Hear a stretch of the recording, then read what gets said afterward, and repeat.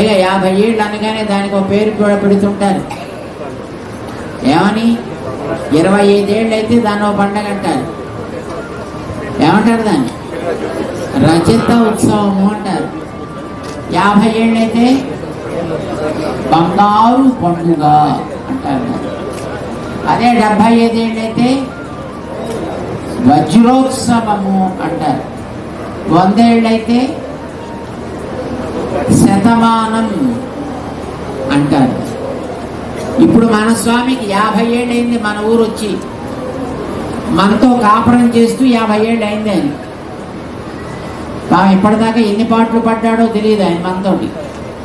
ఇక్కడ కాపురం ప్రారంభం చేశాక మనం పట్టించుకున్నామో తెలియదు, పట్టించుకోలేదో తెలియదు, ఆరగింపులు పెట్టారో తెలియదు, పెట్టలేదో తెలియదు.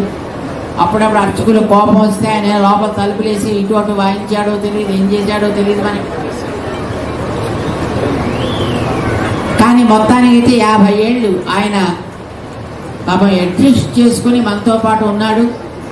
ఇంకా తప్పదురా మనకిది, ఇది మనం కట్టుకున్నది, దీన్ని జాగ్రత్తగా చూసుకోవాలి అని మన ప్రాంతాన్ని, మన ఊరిని, మన ప్రజని అందరినీ కూడా ఆయన తన వాళ్ళని తన వాళ్ళుగా చూసుకోవాలి అని ఈ ఉత్సవాన్ని జరుపుకుంటున్నాడు ఆయన.